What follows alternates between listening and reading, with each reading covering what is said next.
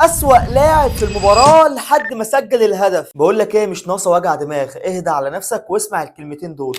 مشكلتك انك مستني من صلاح اللي عمله زمان 2016 17 18 ومش واخد بالك ان محمد صلاح بيمر باخر فتراته في الملاعب. الراجل داخل في 34 سنة ومشواره في اوروبا بينتهي مع الوقت مهما قعد موسم واتنين وتلاتة تانيين. حتى البدني بتاعه مش زي زمان، ما تستناش منه يجري ويفتح سبرنتات لانه مش هيكمل اللقاء، حاجه كده زي رونالدو مع البرتغال. وده معناه ان وجوده في الملعب مهم لانه اخترته من لمسه سواء صناعه او تسجيل، ولو رجعت لبدايه اللقاء هتلاقيه صنع كتير. المباراه بتاعت زيمبابوي دي على الاقل يطلع بثلاث اربع اهداف سواء صناعه او تسجيل، سجل منهم هدف بشكل رسمي وجاب لك الثلاث نقاط. عارف امتى هتستمتع بمحمد صلاح تاني؟ لما تبدا تشيل من عليه الضغوط وما تستناش منه حاجه. احنا كسبنا 2-1 لكن الاهم من الفوز انك رجعت بعد خساره 1-0، ودي الروح اللي هتبني عليها كتير في اللي جاي، وانا متفائل بالمنتخب مع العميد بصراحه وشايفنا في النهائي.